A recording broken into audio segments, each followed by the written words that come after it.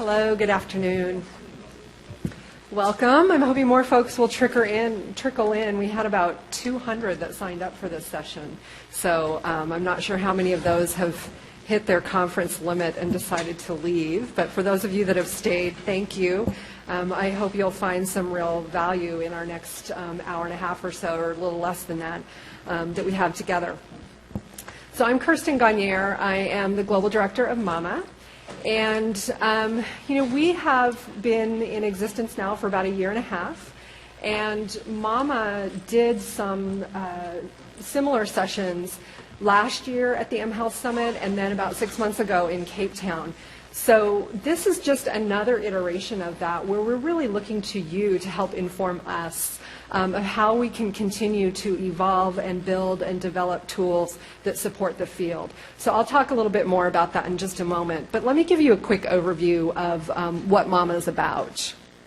So MAMA is a public-private partnership, and our partners are USAID, Johnson & Johnson, the United Nations Foundation, the mHealth Alliance, and Baby Center. And each one of those partners brings a really unique aspect and set of resources and skills to the MAMA partnership.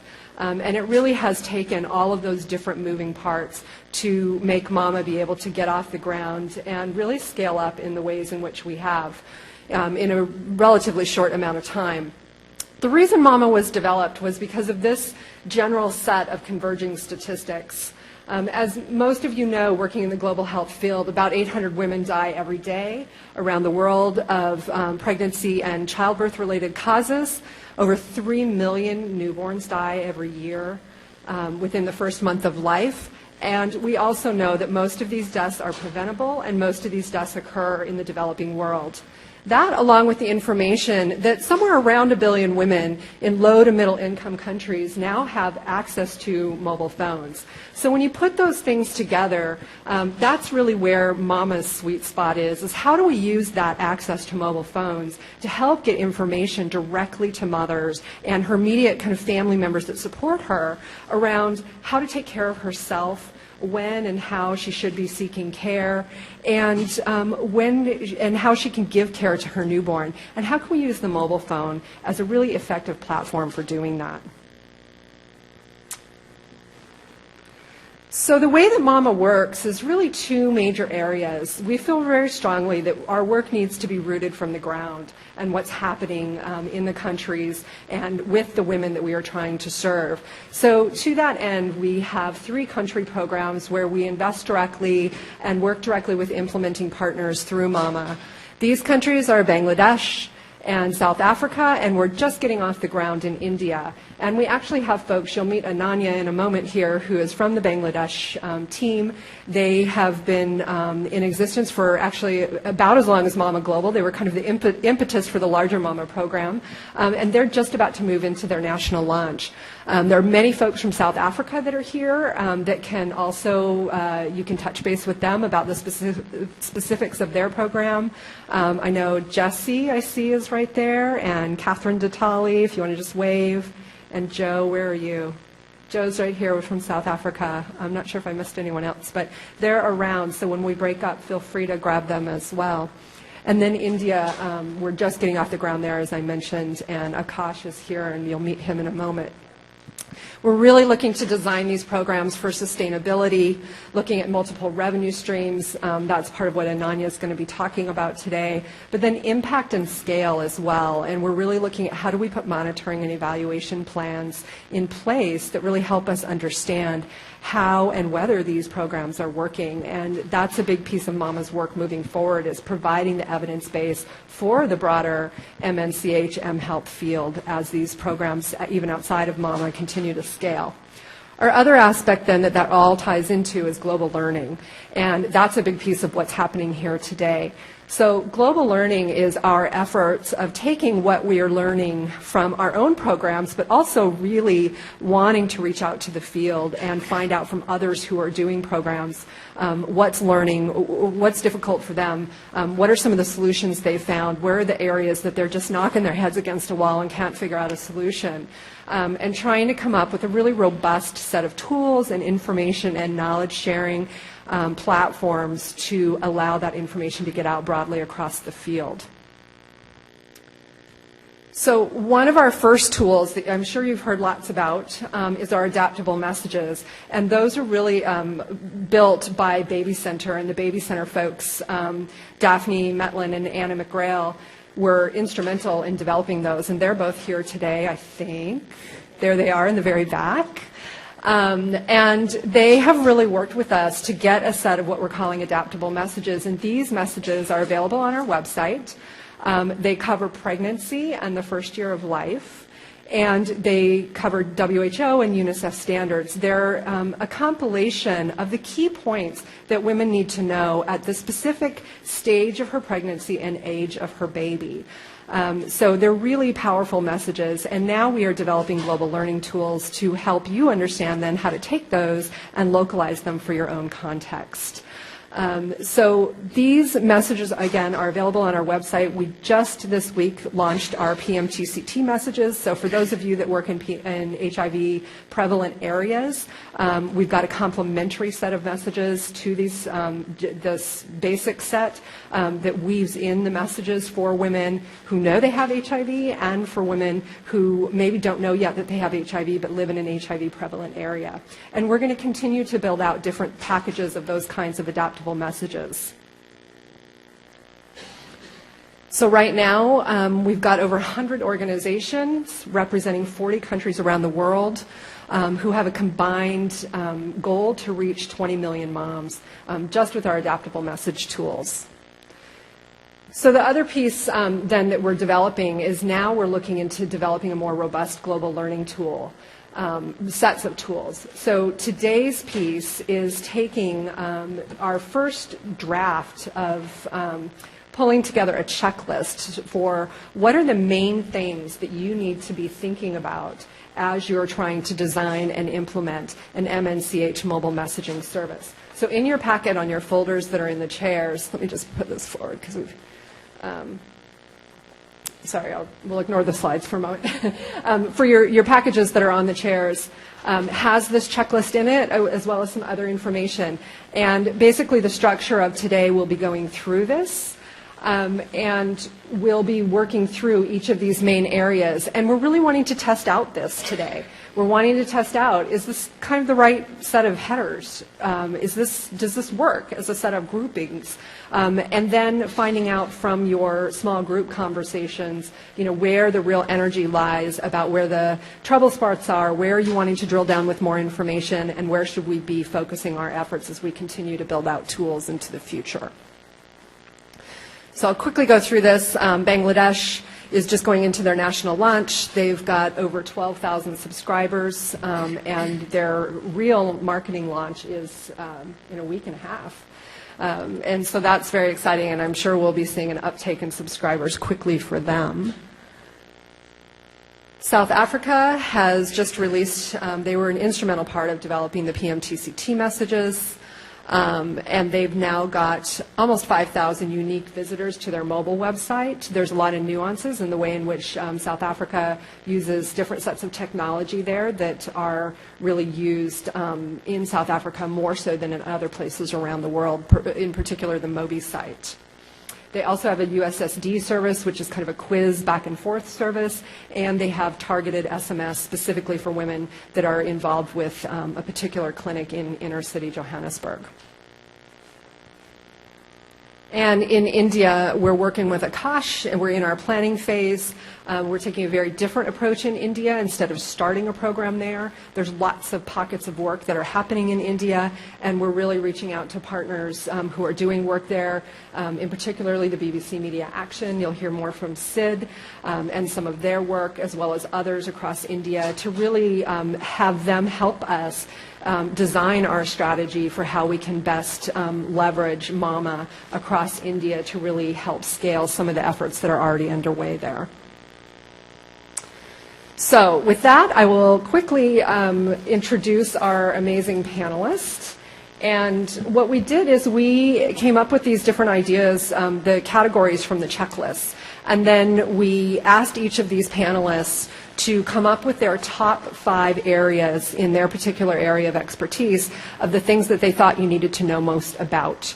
These slides that you'll see in the next few moments are their top 5, and you'll see what we got back from them was really robust, useful information. And as I was looking through these top 5 from each of them, I was really struck that you could actually probably use that as a structure for a work plan. As you're trying to figure out how you approach the design and development of one of these systems. So there's a lot of really good stuff here, even in just this really high-level top 5. So they'll each tell us a little bit about their top 5, and then we'll break up into those 5 areas, and you can choose based on what you've heard or where your area of interest lies. And we're going to have small group conversations to really be able to tap into these experts. We'll have a scribe at each of those stations who will be taking notes and also noting action steps and things that you want. There are surveys in each of your folders. We encourage you to fill those out. If you'd like to give us your email address, we will then be compiling and coming up with kind of an executive summary of the 5 areas, and we will send those out to everybody for whom we've got contact information. So we won't be doing a report back at the end of this session. We'll just kind of wrap up with a closing at the very end. So once the panelists are done, you have pretty much the rest of the time for that more direct group conversation. So the first person we've got up will be Akash Ganju. And as I mentioned, he's currently the Mama India consultant, and he's also the managing director at A Square Healthcare Ventures in Mumbai. And he led the design, project management, and coordination of Project Unite, which was a J&J-sponsored collaboration to design and deploy mHealth solution for HIV patients. He's got an MD in pharmacology, and he's really done a huge amount of work on the ground in India to understand how people really use mobiles. And our next speaker will be Siddhartha Swarup, and he's with the BBC World Service Trust. And he is the director of their family health programs at the BBC World Services Trust, and he's responsible for managing their large-scale health programs across India. And for those of you who are familiar with their work, they're very much actively engaged in the Gates work in Bihar, and also are doing work in Uttar Pradesh and other places in India. It's really quite a large scale. He's also worked with a wide range of UN agencies, NGOs, and multinational corporations across 15 countries and in 5 continents, so truly a lot of on-the-ground experience. Our next speaker is Tim Wood with the Grameen Foundation. He is the director there of the Mobile Health Innovation, and he spent 12 years working at Microsoft, working on poverty and, or I'm sorry, working at, not in poverty and health in Microsoft, sorry. He left Microsoft to do that. He spent 12 years at Microsoft working on software development, and he left there to work for the Gates Foundation, where he then started focusing on global health and really that intersection between technology and global health. And he joined the Grameen Foundation Technology Center in 2002, and he's been what I kind of think of in my own mind as kind of this quiet pioneer. Like, he was behind the MoTech work that started in Ghana and now is being scaled in India and all across the world. And I just kind of feel like he's just this guy who's been like working on it for a really long time, and really knows the very technological aspects of it, but then really understands how that translates to how you design systems on the ground. So then we have Annie Showalter, who is the director of client service. I'm sorry, it's Annie O'Connor. She just got married. And she is the director of client services at Vital Wave Consulting. And Vital Wave actually worked with Mama at its very earliest stages around helping us to design our global learning agenda. She also was at Qualcomm, where she was there on their wireless research initiative, where she supported the manager of China and Latin America regions to design and implement M-service projects with a special emphasis on healthcare. And then finally, we've got Ananya Raihan, who is the executive director of DNet, who is our implementing partner on the ground in Bangladesh. And I like to refer to him as a serial entrepreneur, serial social entrepreneur. He is behind several very successful Bangladeshi social enterprises, including InfoLady, which was actually recently featured in Time magazine, and is kind of the mastermind behind trying to figure out this elusive, successful business model for Mama in Bangladesh. And really, he and his staff have learned so much about that, and I think they've really become experts in trying to troubleshoot and figure it out. He's also a member of the Digital Bangladesh Task Force and the editorial board of the Journal of Community Informatics. So truly an amazing panel that we have up here, and I will turn it over to Akash.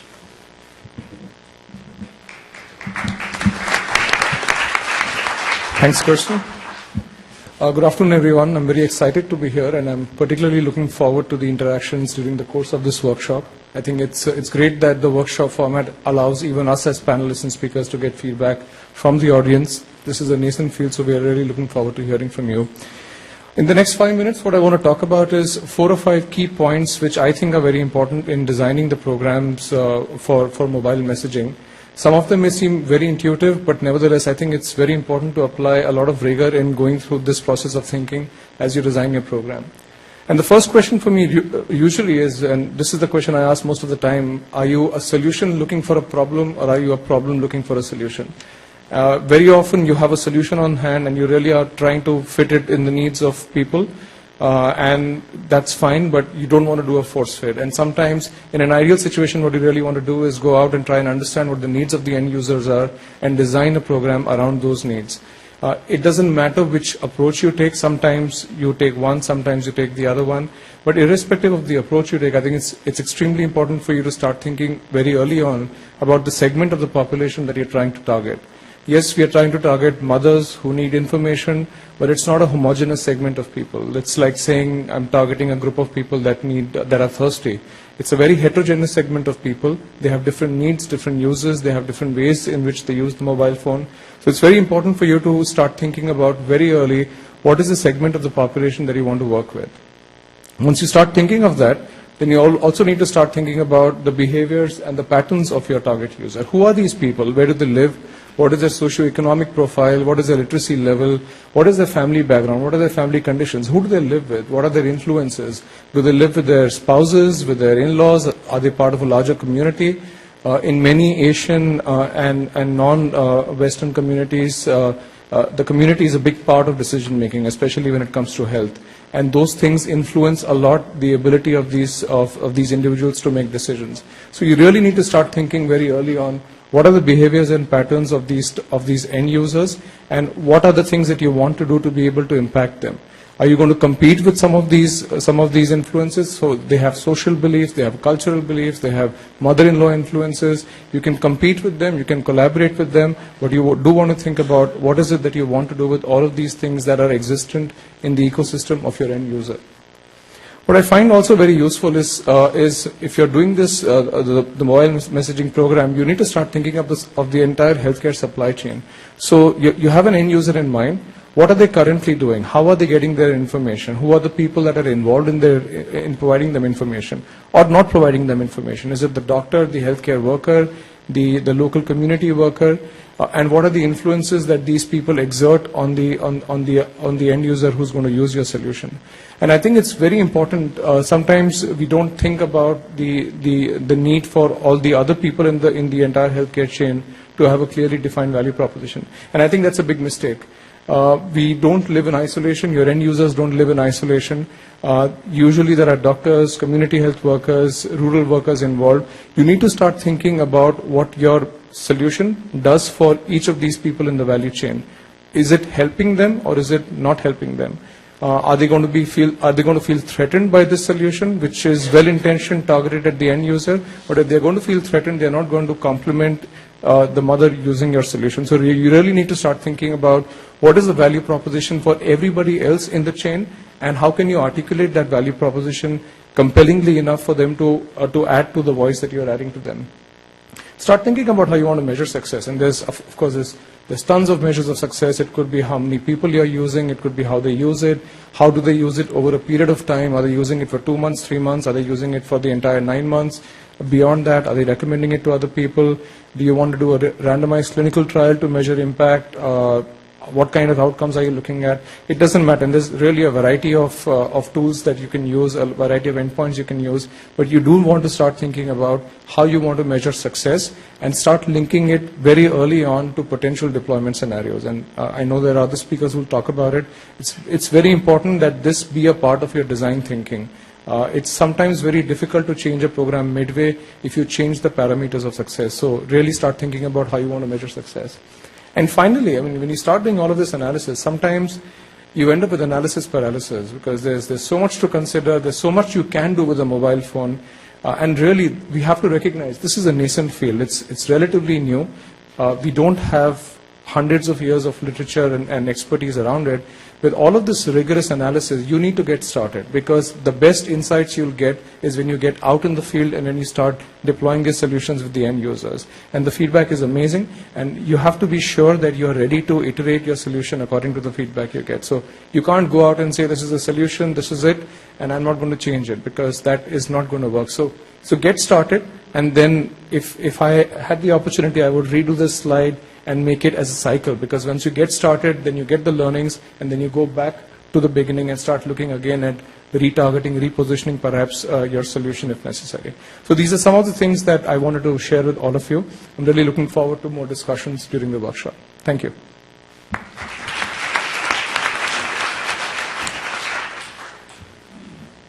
Okay, so good afternoon, everyone.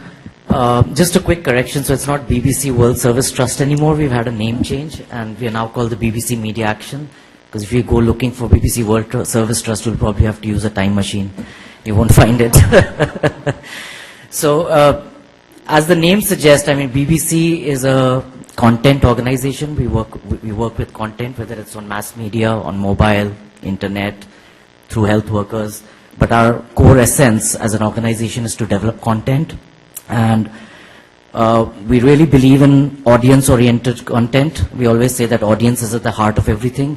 And our vision statement of the BBC as a whole is to be the most creative organization in the world. And there's a reason for it. Because if content is not creative, it's dull, it's boring, and people are not interested. And if people are not interested, they will not engage with it. And if they won't engage with it, they won't change their behaviors, they won't do the things that we want them to do.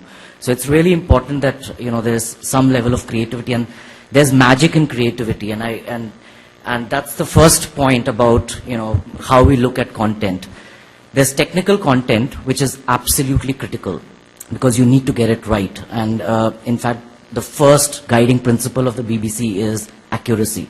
And, you know, if you think of BBC, people usually think, okay, they're unbiased, it's accurate content, I can rely on it. So getting accurate content is really, really critical, but it's also very hard because, well, you need a lot of technical experts.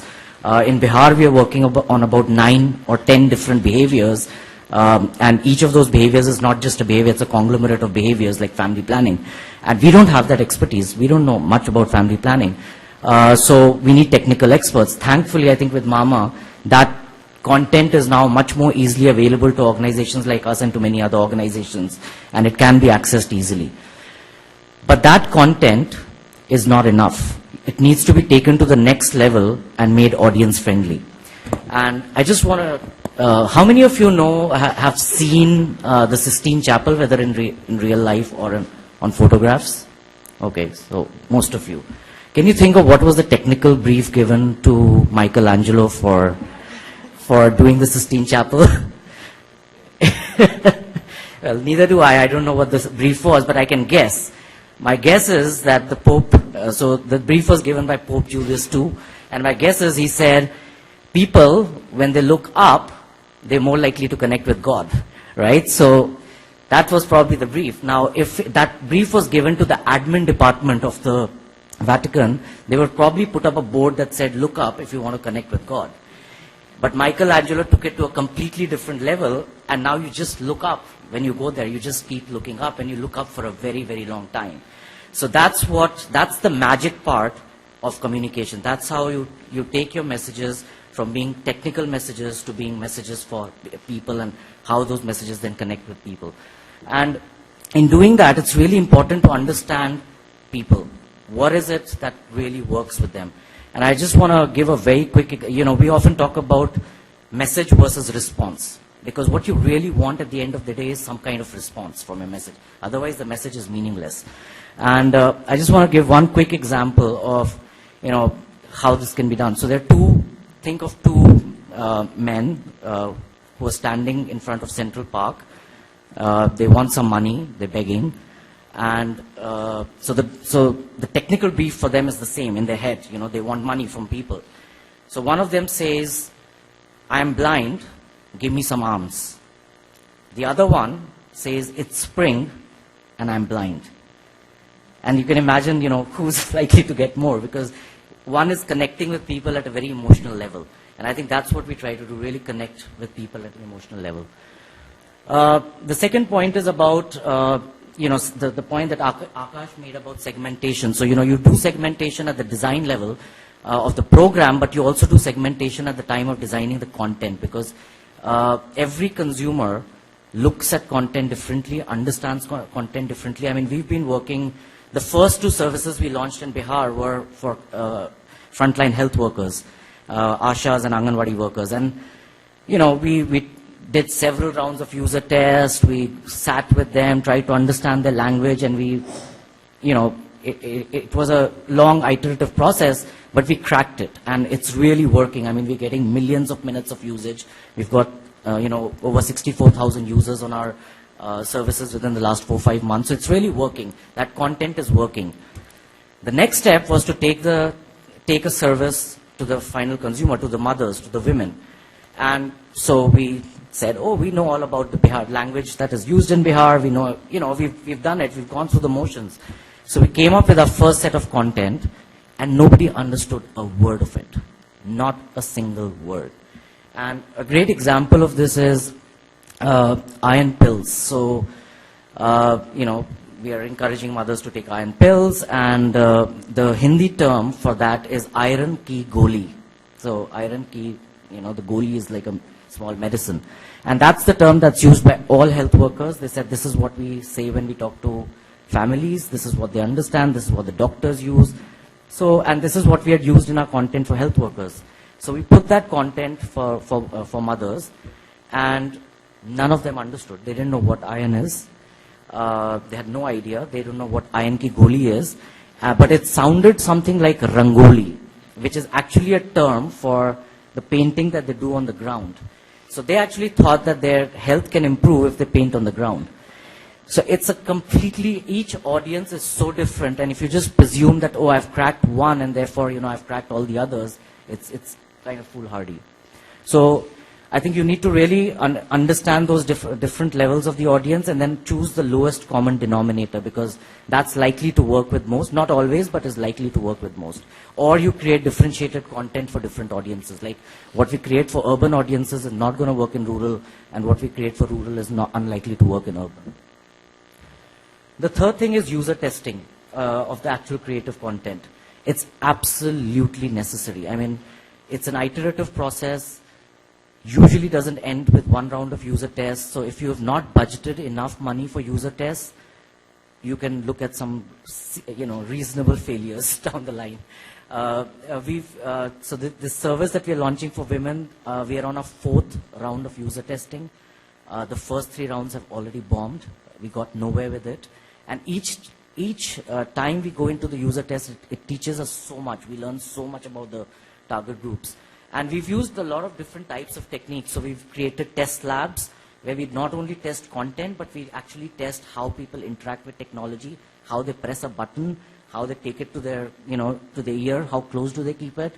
When the message comes to a husband, does he hand the phone over to women, to his wife? So there's ethnographic techniques, there are test lab techniques, there are direct, questioning, there's focus group discussions, a whole range of different techniques that we're using to really understand not just the content, but how people are interacting with technology to access that content, to understand that content. And some of the revelations that we've had are really, really amazing. Like we found out that 80% women in Bihar now have access to cell phones, because initially everybody said men have cell phones, women don't have cell phones, which was true 2 years back. And then when all the men had cell phones, they realized, who do we talk to? So they gave all these cell phones to women.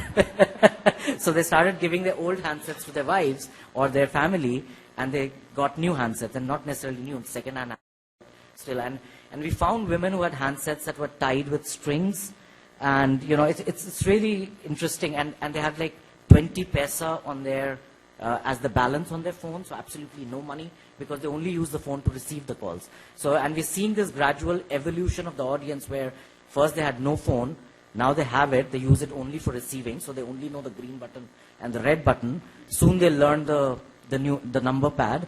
So there's a gradual evolution that's happening of, you know, and I'm really talking about the most marginalized women in the communities, because we said, okay, the top 20% can get television, they can get radio, but it's the rest that have mobile phones, and that's where this technology is most relevant. So user testing is absolutely critical in terms of testing the content load, the accent, the tone of voice, the speed at which the message should be delivered, and all of that has to be metered. We actually have, like, not just by second, but by number of characters that a script should be. If it goes like 5 characters over, it is rejected. That's how specific you need to get. Finally, what we've realized is, and it's been a paradigm shifting thing for us, rural low literate audiences and early mobile users in the rural areas who have never seen television, who have barely ever heard radio, who have no understanding of how to consume external content, because the only way they get content is by talking to somebody, whether it's their mother-in-law, their father, their mother, their husband, their child. That's the only way they ever receive content. Now you're delivering content through a device. It's completely different for them, and their comprehension levels are so low that it's very hard to explain how low they are. I mean, we've really looked at, you know, so our, you know, the way rationality works, and that's how we build our arguments. You know, we always say, oh, my argument is more rational or whatever. And you start looking at cause and effect relationships, and you explain those cause and effect relationships, because you expect that when you explain the cause and you explain the related effect of it, people will get it, and because it will make sense to them, they will do something about it. But these people don't think in cause and effect terms. They just think, today I have to eat food. That's their life, and therefore there's no long-term thinking, there's no detailed evolution of the rationality process. So we actually went from a laddered approach of cause and effect to a centered approach of saying, this is what has to be done, and all the other components of the message have to converge back to that one central point. And you know, as an example, we had this one message where this woman was, you know, we started off with the story of a woman who didn't plan for delivery, and therefore at the last minute had to take a bus just when she was about to deliver, and she ended up delivering in the bus, and because there was no medical help available, there was a casualty and the child died. No, so the child didn't die, sorry. So, I mean, it was really difficult, and then others helped and this and that. So it was a big problem for her. And then we get into, you know, why birth preparedness is important. You should save money, you should plan for transport, this and that. And it's a 1.5 minute message. By the time the message ended and we asked, so what was your main understanding from this message? The woman said, this woman is so brave, she delivered in the bus. So, so we said that you cannot really build arguments like that. You just have to say, please plan, these are the 4 things to plan, and that's it, and why it's useful, and not really get into stories and too much narrative on a 1.5 minute phone call. Finally, we also realized that if you're using IVR, which is what we're using because we are delivering everything audio, they can't even read text. If you have any navigation, you're going to lose audiences. You're not going to get subscribers. Even if your subscription model requires IVR navigation, they're not going to subscribe to it. And the biggest problem is being able to follow prompts. Because if they don't follow very basic things on the mobile phone, following prompts is extremely difficult. And people usually presume that prompts is the easiest part. There's nothing to test in it. Press 1 for this, press 2 for that. And what we've realized is that even in, so for example, in India, there's a regulation that after every call, you have to give the option of signing out of the service. So we have to put a prompt there. It's not a navigation prompt, but you still have a prompt. That prompt has been revised 25 times so far, and we still haven't got it right. So even the prompts have to be really, really carefully thought through. But I think as far as possible, there should be no navigation, and all the services that we've launched so far are without any kind of navigation. So those are my points. Thank you.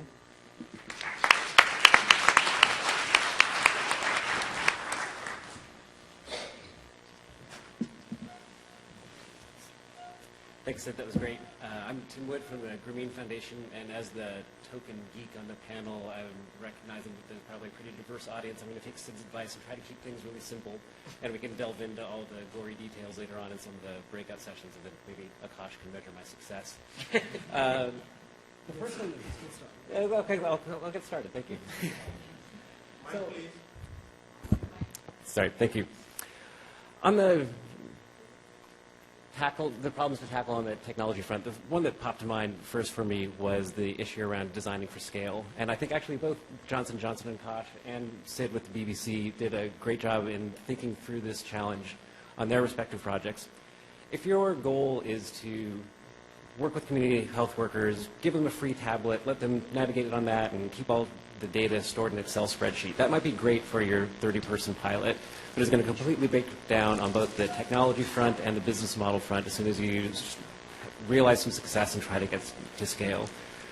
With the HIV/AIDS compliance pilot that we did with Johnson & Johnson, their initial user base was only something like 300 users, but they made the strategic decision to look for a technology platform that could ultimately scale at a national level.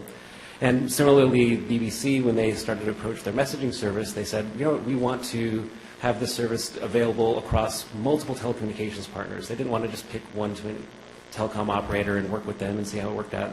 They decided to tackle all 5 of the major Indian telco operators from the outset, which was a huge challenge, but I think has really positioned them well for success in Bihar and then beyond.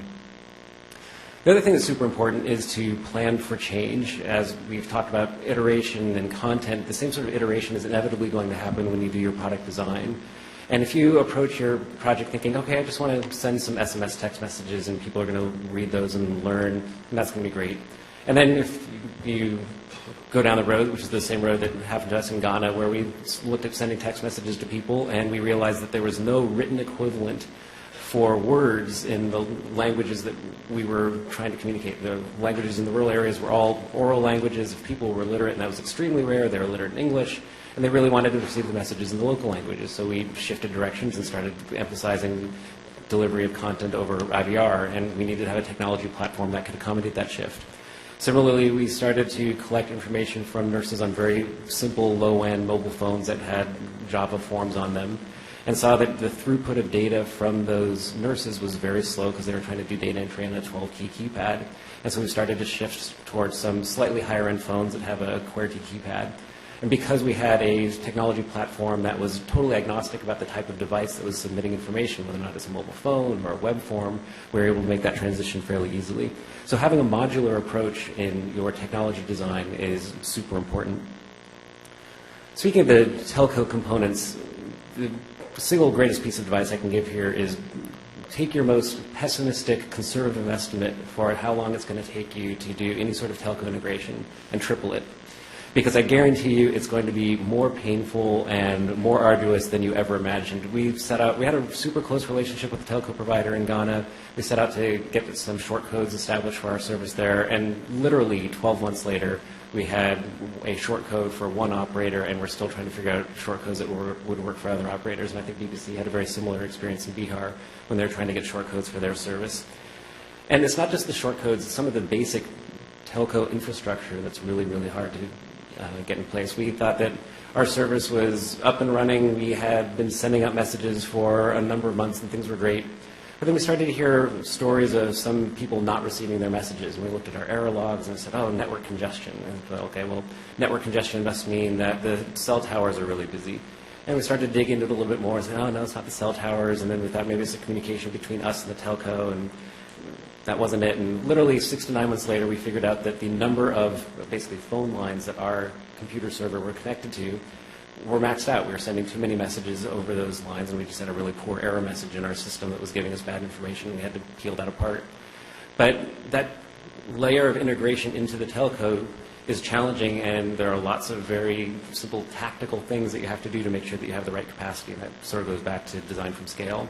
And there are lots of people, like the folks at Instead, have got tons of experience and have led in this field for a while, so to the extent that you can tap into some of the expertise that exists in the community to try to figure out how to tackle those problems, that can really help. Or if you can find a technology provider that's doing stuff that's already cloud hosted that has tackled some of those problems already, that can be a huge step forward. And speaking of hosting, we're trying to really move the dialogue in a lot of our conversations with health ministers and governments and implementers to think about hosting in the cloud. And this is a long uphill road, but I think it's a place that we will ultimately get to. When we first started our conversations in Ghana, the knee-jerk reaction from the health ministry is, we want to own the data. And owning the data meant that the data lived on a computer that lived in their office. And so I said, okay, that's great, but what happens when the power goes out? And is there somebody who's always going to be here to control access to that computer because you want to protect the patient information? And so as we started to enumerate all of the requirements for what professional hosting looked like, you can see the light bulb go on, and they say, okay, well, we can see the need for hosting at a professional hosting company that had 24/7 support and redundant power and all sorts of things like that. But the next critical step is to get beyond that hurdle and to start thinking about, can you host outside of the country? And well, a lot of the knee-jerk reaction there is around patient privacy, and will I still own the data if it doesn't live there? And we're starting to have that discussion with people that if you have a system where the data is encrypted and access to the patient data is really controlled tightly and logged carefully, that you can't have that in much the same way that people have their Yahoo and Gmail, Hotmail email hosted someplace else. But that's a long conversation to have.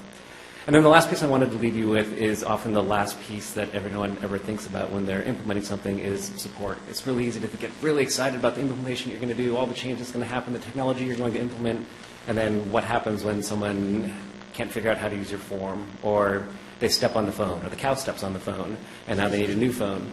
How do you handle all those issues? The program that Grameen Foundation has done in Ghana, we have a call center that we staff with 3 or 4 people, and they're there answering phones from nurses. They can help with registration on an ongoing basis. But for every implementation that we do now, we think a little bit more deeply about support. What kind of support needs to happen? There's tier 1 support in the field, where it's a very simple usability problem with the system that you're developing, all the way up to the detailed, geeky technical support where we really think that the system is broken and we need some help to fix that.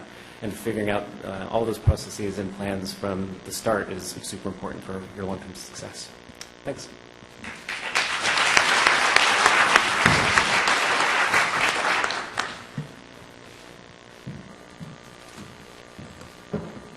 Great. Thank you to Kirsten and the entire MAMA team and all of the MAMA partners. It's great to be here and see so many familiar faces at the 4th mHealth Summit.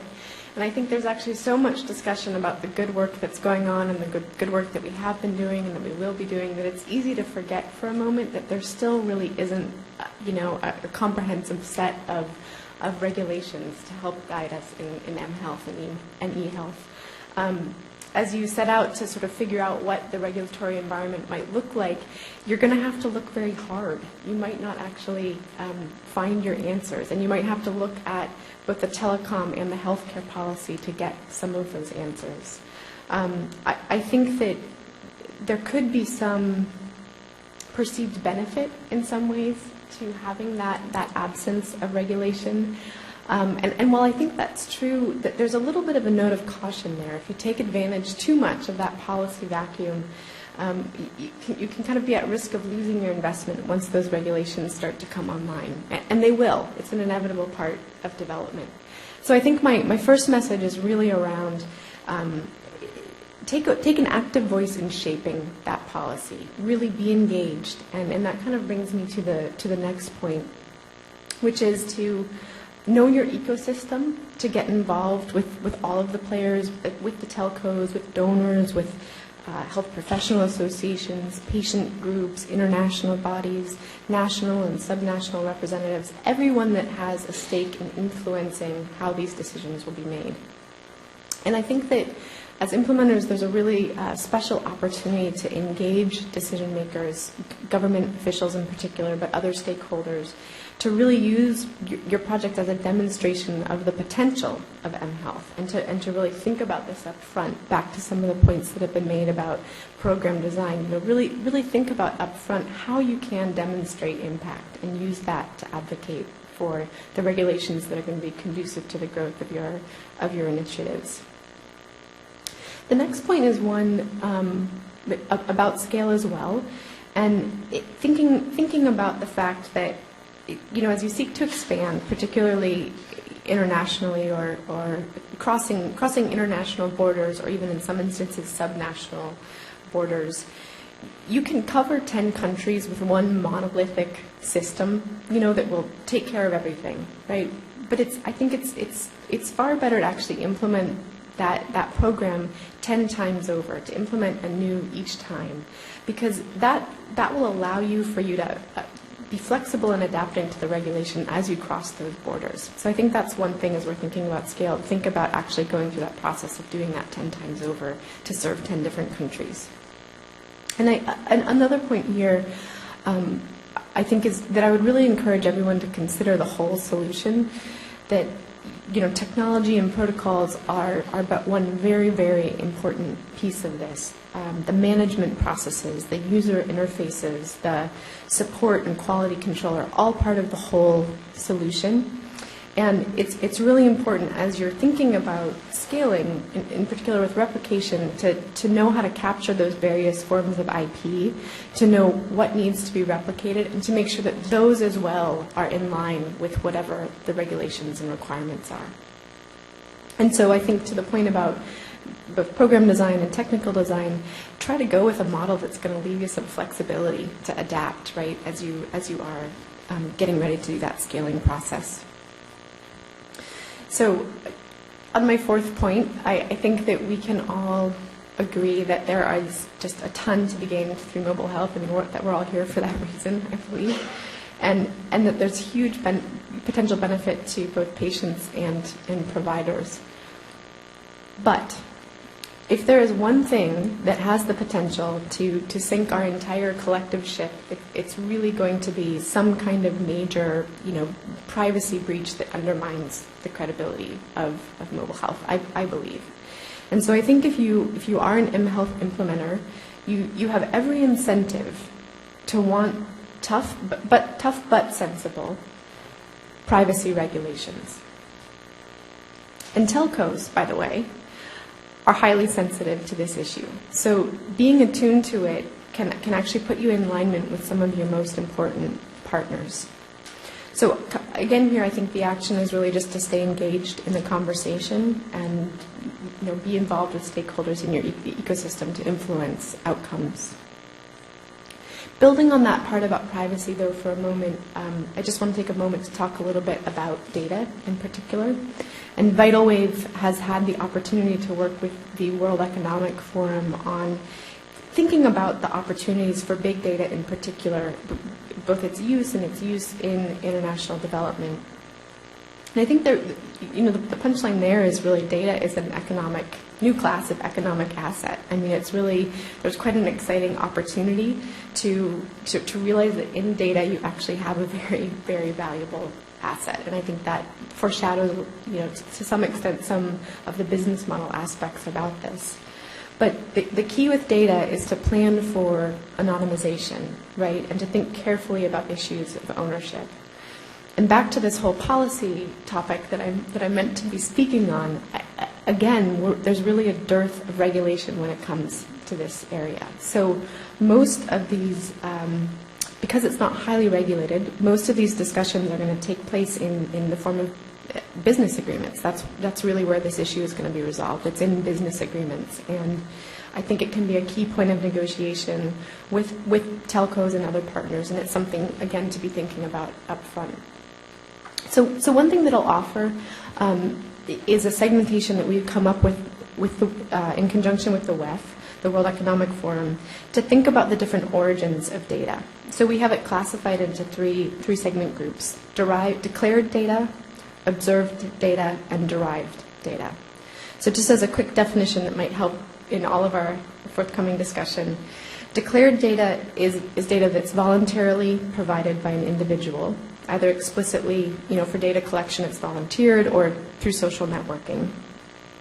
Observed data is data that's created as data exhaust, by individual use of technology. So this would be an example, maybe it's the information on the number and destination of a particular mobile subscriber's text message.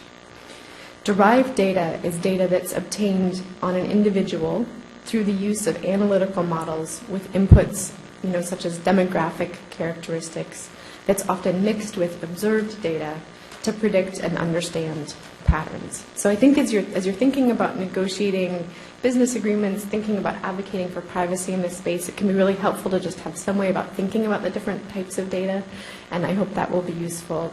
But most importantly, I'm really excited to hear all of your inputs on what should be on this checklist when we break out. So thank you.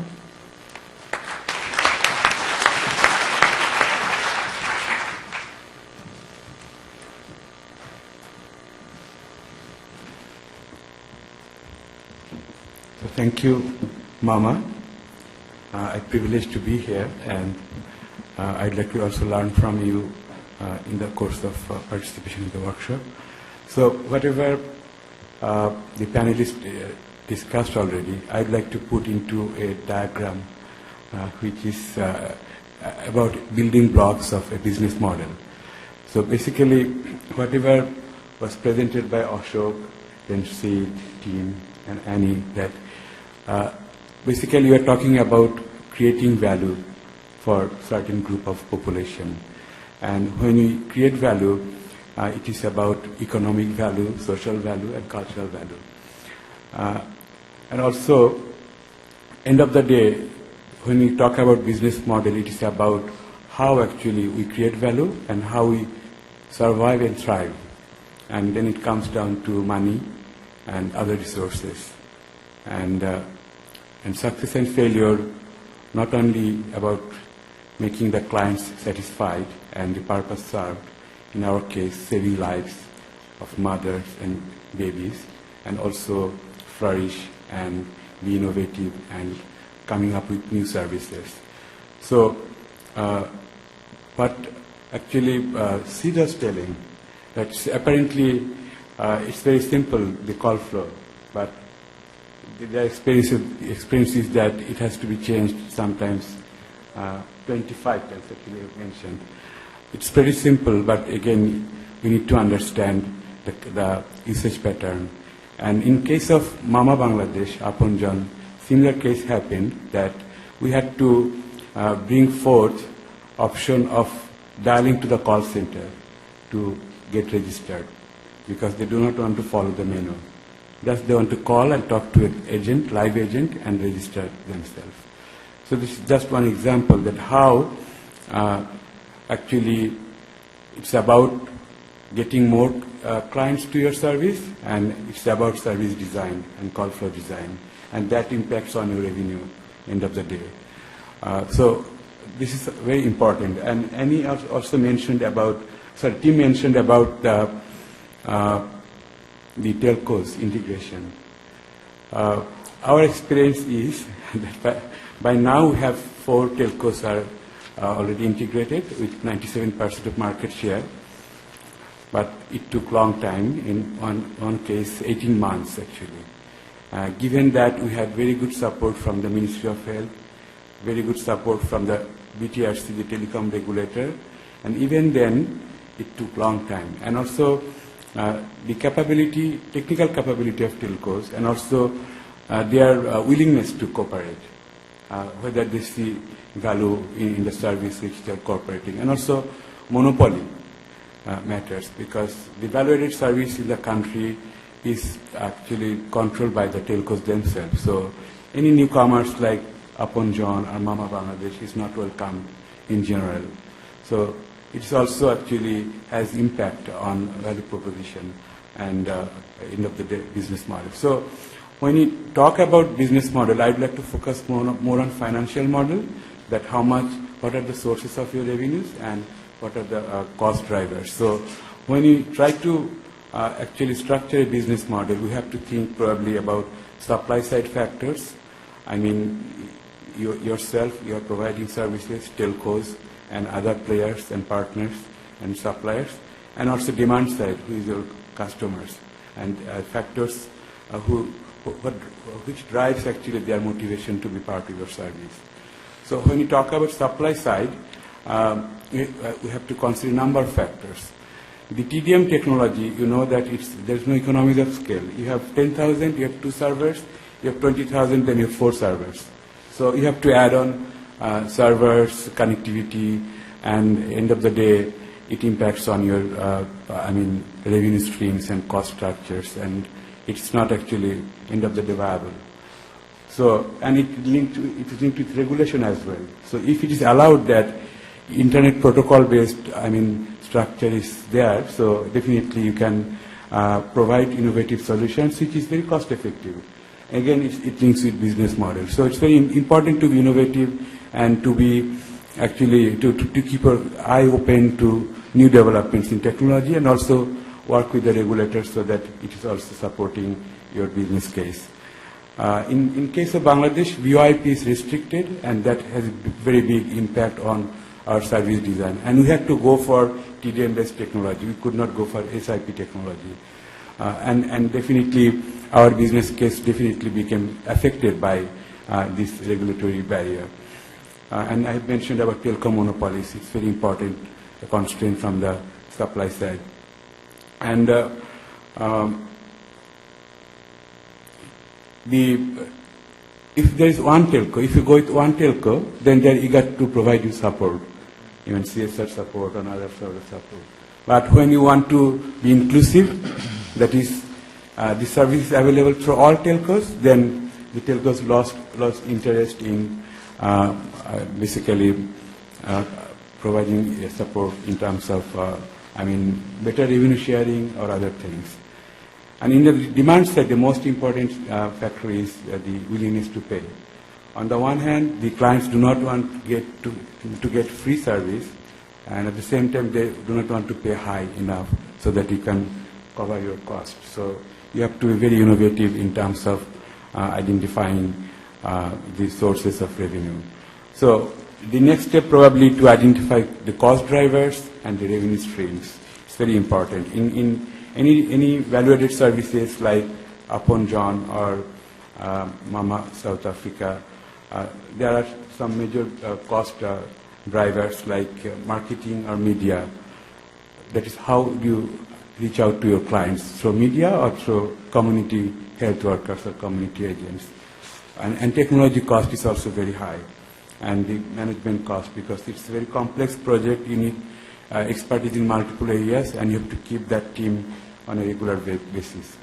On the revenue stream, yes, it's not enough to earn money from the subscribers, because we are working in a situation where clients cannot afford to pay, as Steve has been telling in his presentation. So we have to be very innovative in terms of identifying sources of your revenue. So in case of Upon John, what we did, we tried to approach to corporates, not only to get CSR money, but also cross-promotion or also subscription or sponsorship of individual mothers. And we also went to individuals to get support. Like one mom can support another mom, one rich mom can support a poor mom, something like that. And it's not only about,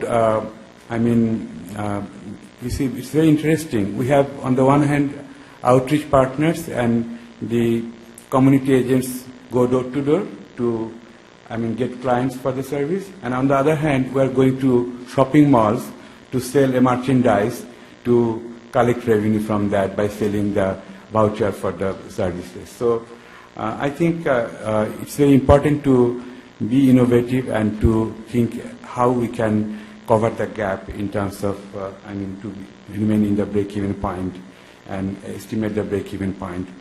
In terms of time, what is the break-even time? Means how many years it will take to actually be the cost and revenue equal, and also in terms of number of clients you need to acquire. So what we did, we identified a number of revenue streams like consumer payment, advertisement revenue, gift a mother, sponsor a mother, cross-promotion, and CSR support. I think there are many other options. I think we have to also think about challenges and possible strategies to mitigate the challenges. And it's very important because you have to have best case scenario probably, worst case scenario, and also the base scenario, and strategy to cover the gaps in terms of financial resources. And challenge is that the competition for CSR money is huge because the CSR pot is very small and competition is very high. I mean, many services in education, healthcare, and other areas, so you have to be very innovative to attract the attention of the, corporates. Although, advertisement is very innovative in voice messages, but it's untested. It can be single major source, but you don't know until you are testing on the ground. So we are testing it, and let's see what will happen. Maybe next time when the mHealth Summit will take place, probably we'll have answer to the question whether advertisement is a good source of revenue or not. The problem is revenue model, revenue sharing model with telcos. It's really very problematic. And again, we have to be careful about this and to engage resources so that you can get a better deal with telecom operators. And finally, the dilemma is on the one hand, you can deploy community agents for getting to the clients, or you can spend money in media. And spending money in media is very expensive. You have 20 TV channels, you have 30 radio channels, and it's not possible to be in every radio channels or TV channels. And when you are dependent on community agents, you do not have your own community agents, you are depending on community agents of your partners. So how to keep their motivation very, very high? And it's a very, meticulous job to keep their interest level high so that they are working for you and you are getting to that number of customers. So that's actually, in short, I wanted to share about the business model, and I hope that the interaction in the table will be more interesting and we'll be able to share more information. Thank you very much. Thank you. In the spirit of doing the best we can with what we've got 15 minutes left. So we will do a rapid fire breaking into groups and just at least try to touch base with folks. And I really encourage people to exchange contact information. Also with the scribe that's at your group, give them your information and anything in particular that you want follow-up additional information on. So that we can be sure to make sure that we've got an opportunity to still hear from you. So real quick, so where is the person that's doing design the program? Okay, right here with Joe, and that's with Akash. So if you want to go there, go ahead and move there. Develop the messages right here with Siddhartha. Design for technical elements right there. That will be with Tim. Assessing the policy environment over here with Annie, and developing a business model with Ananya is back here. So, break.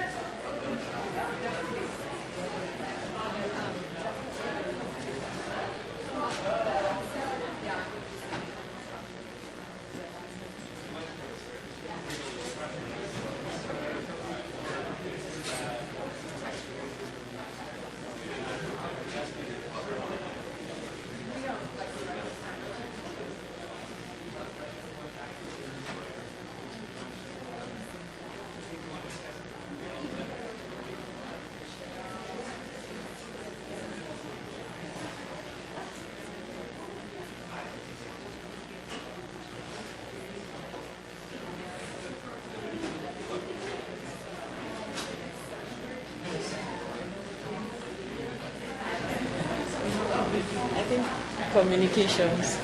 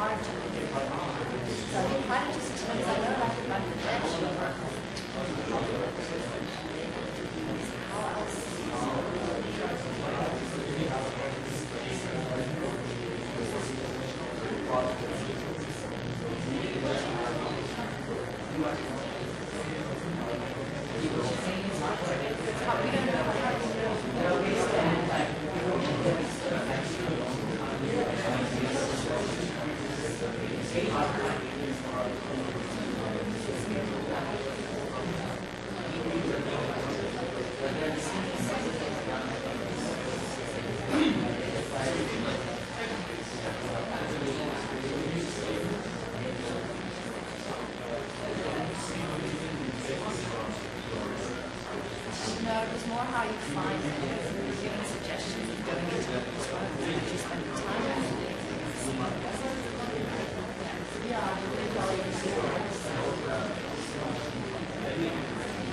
So how do you get into, how do you identify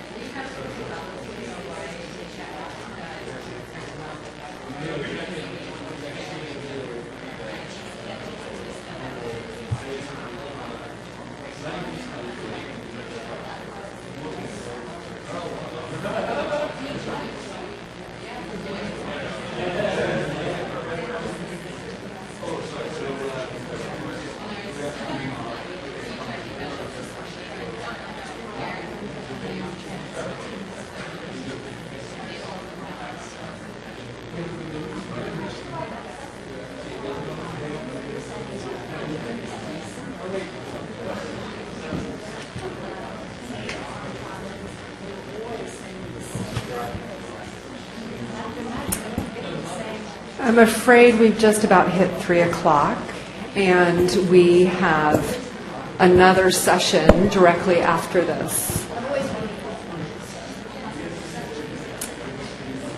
So let me just spend a moment wrapping us up here. Again, I encourage you to exchange contact information. If you please fill out our survey forms and give us your contact, your email address, so that we can follow up with you about the results.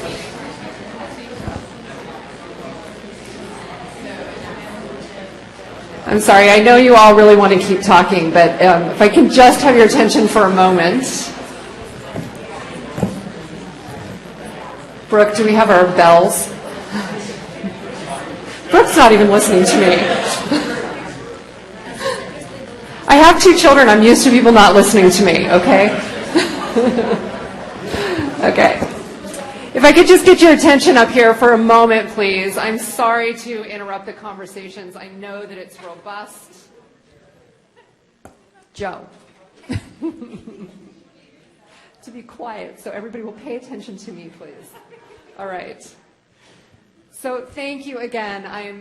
We could have had an hour and a half easily with each one of these people. This was rich, this was robust, and I'm so grateful to every one of our panelists. I was thinking as they were up here that Tim is actually responsible for the reason that I'm standing here. I called him one day a few years ago to talk to him about social enterprise, and within a very short period of time, I packed up my children and moved to Ghana to start the MoTech project.